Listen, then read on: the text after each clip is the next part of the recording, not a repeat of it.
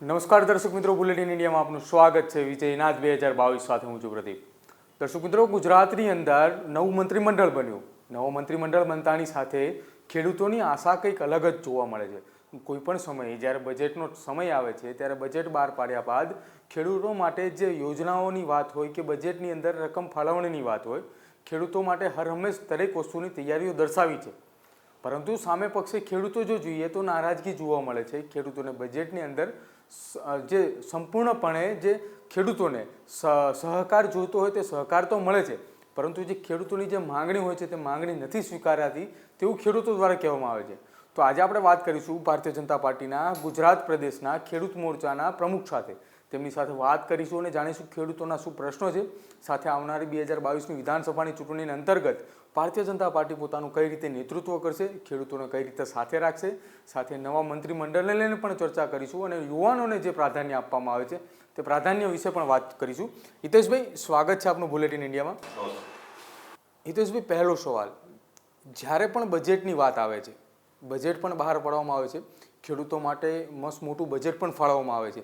એ પાણી સિંચાઈની યોજના હોય, બિયારણની વાત હોય કે ખેડૂતોને માટે ટેકાના ભાવે જે ખરીદી કરવાની હોય, દરેક વખતે ભારતીય જનતા પાર્ટી દ્વારા સક્ષમ રહી છે અને ખેડૂતોની સાથે રહી છે.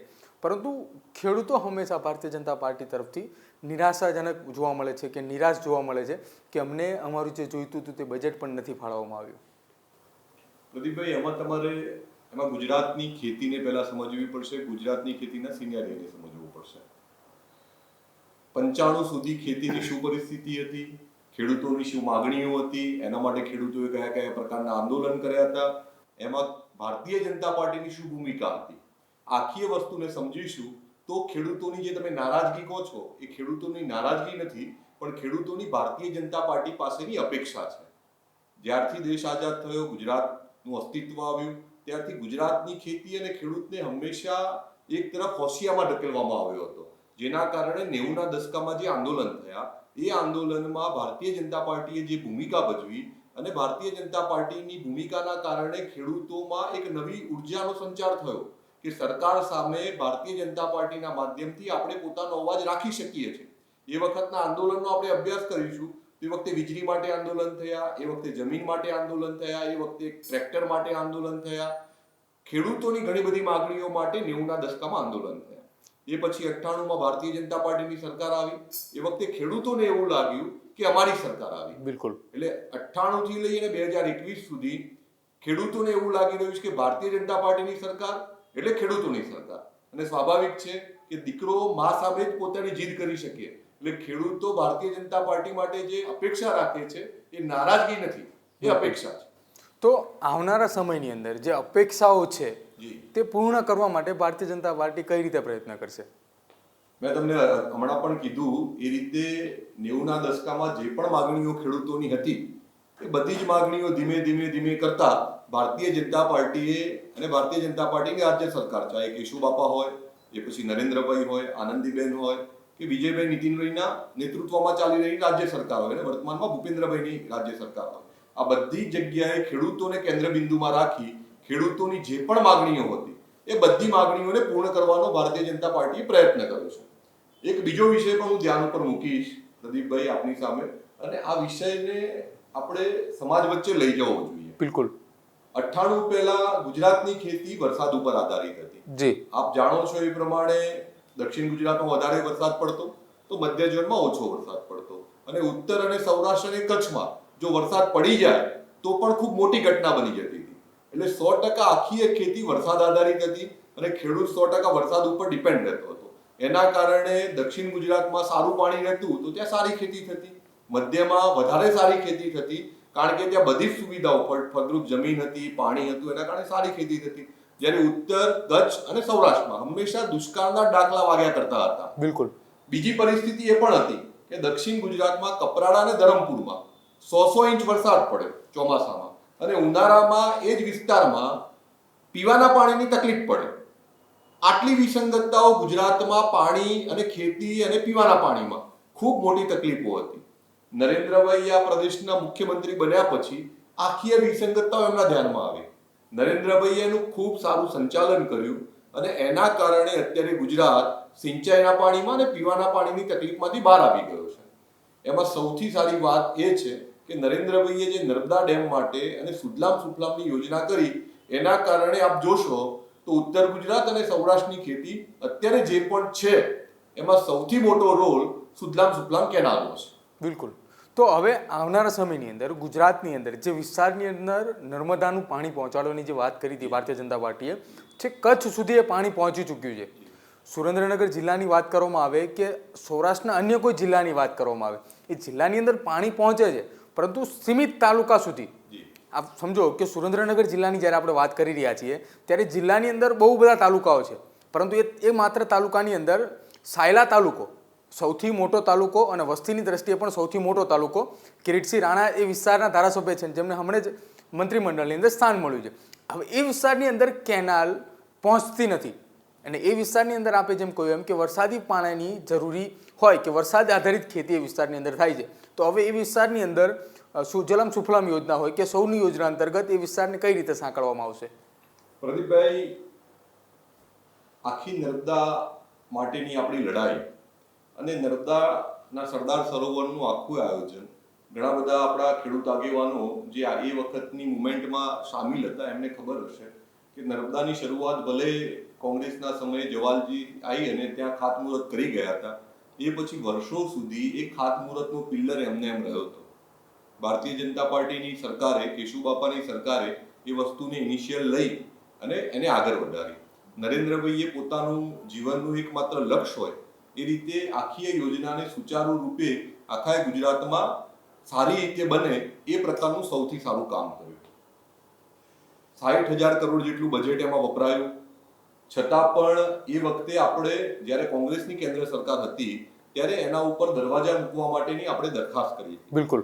એ કોંગ્રેસની સરકારે, કેન્દ્ર સરકારે એ દરવાજા મૂકવાની મંજૂરી ન આપી એના કારણે ગુજરાતની ખેતીને ખૂબ મોટું નુકસાન થયું છે. નરેન્દ્રભાઈ 2014માં પ્રધાનમંત્રી બન્યા, એના 17મા દિવસે દરવાજા મૂકવાની મંજૂરી આપી, જેના કારણે નર્મદામાં પાણી સંગ્રહ કરવાની ક્ષમતા વધી. બિલકુલ.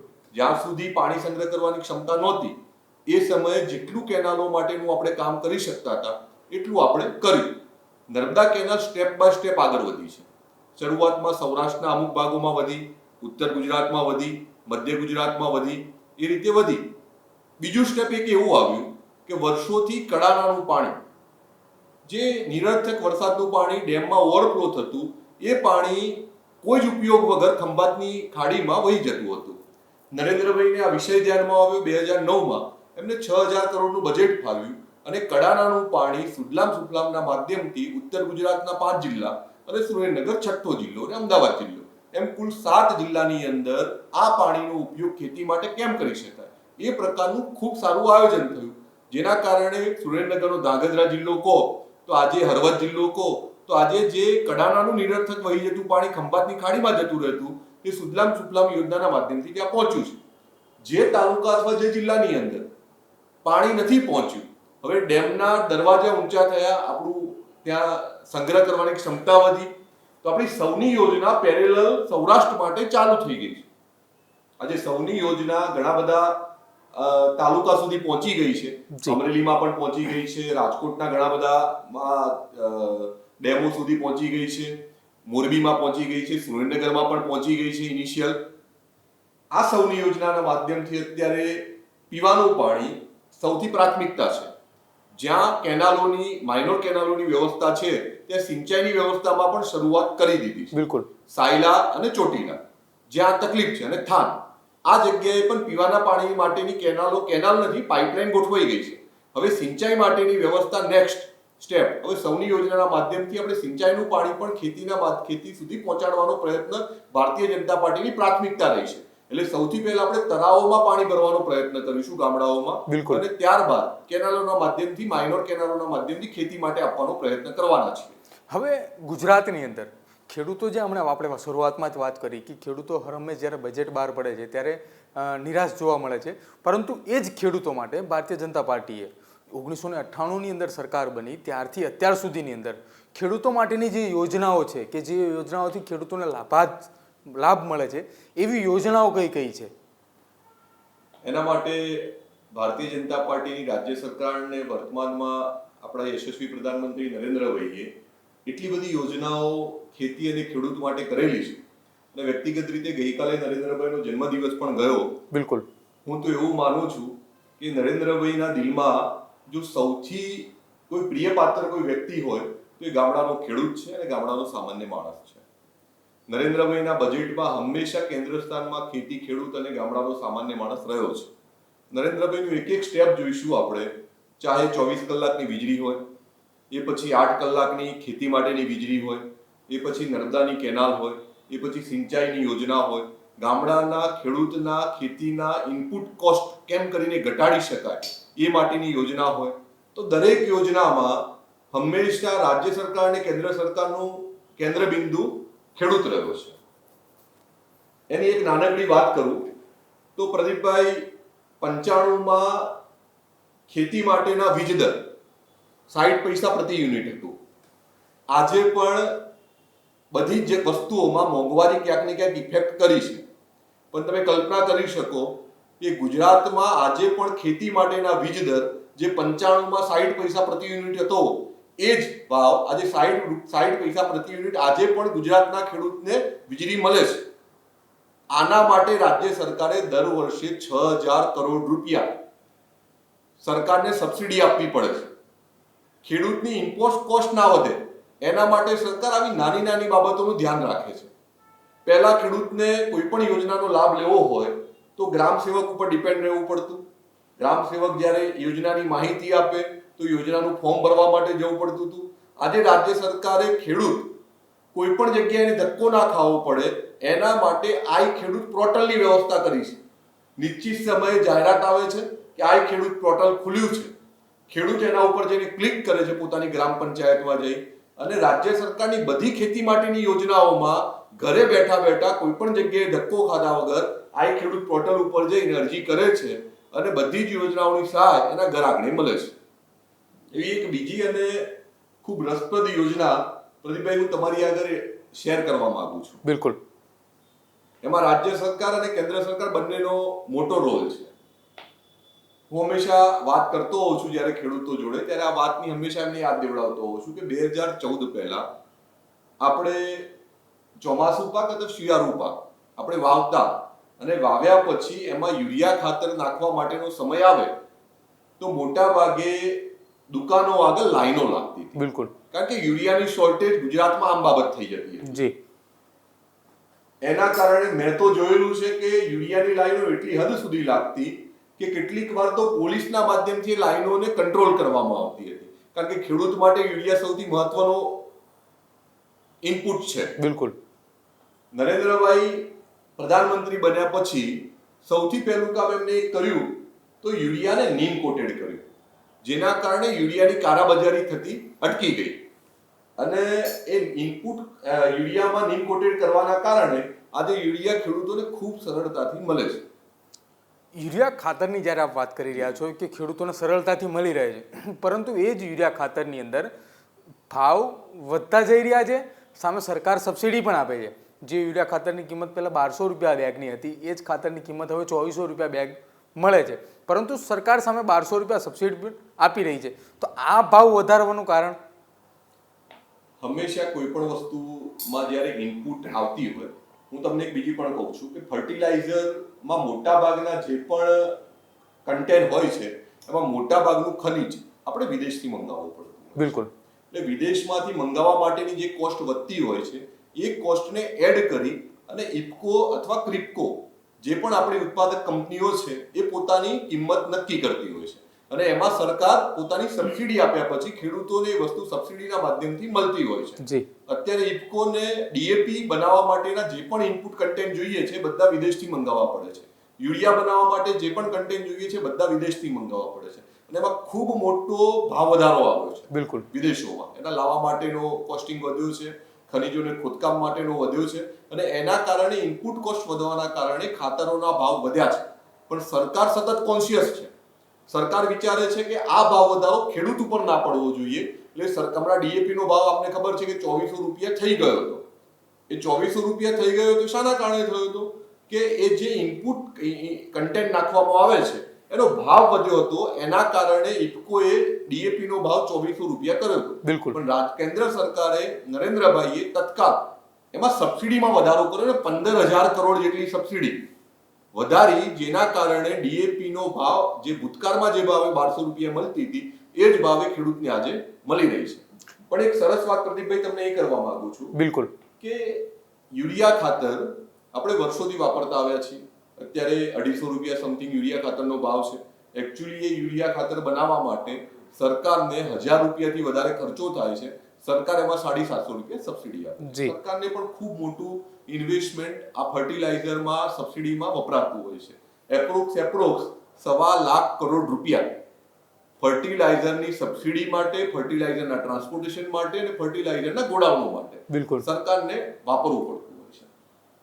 તો 2014 પહેલા અમેરિકામાં એક સાયન્ટિસ્ટ હતા, એમનું નામ હતું ડોક્ટર રમેશ રાલિયા. એ અમેરિકામાં પોતે સંશોધન કરતા હતા અને એમને એક સંશોધન કર્યું નેનો ફર્ટિલાઇઝર. હવે રમેશ રાલિયાજીએ નેનો ફર્ટિલાઇઝરનું સંશોધન કર્યું અમેરિકાની એક યુનિવર્સિટીમાં. એનું સંશોધન પેપર એ રજૂ કરવાના હતા અમેરિકાના ફર્ટિલાઇઝર ડિપાર્ટમેન્ટની સામે. તો રમેશ રાલિયાએ એના પહેલા પોતાના પિતાજીને ઘરે ફોન કર્યો. એ પણ ખેડૂતના દીકરા હતા कि पिताजी मैंने एक ऐसा फर्टिलाइजर ढूंढा है जो पूरी बैग की बोरी आती है, एक छोटी सी डब्बी में सेट हो जाएगी, यानी नैनो फर्टिलाइजर मैंने बनाया है. તો એના પિતાજીએ એના દીકરાને કીધું કે દીકરા તે આ ખાતર શોધ્યું છે, પણ એ ખાતરથી ભારતને શું ફાયદો? તો રમેશ રાલિયા 2012માં આ સંશોધન કર્યા પછી એને આ વાત ટચ કરી ગઈ અને એ રમેશ રાલિયા અમેરિકાની કરોડોની ઓફર છોડી અને ભારતમાં આવે. એમને પોતાનું સંશોધનનું પેપર ત્યાં રજૂ કર્યું. કેન્દ્ર સરકારમાં એ વખતે કોંગ્રેસની સરકાર હતી.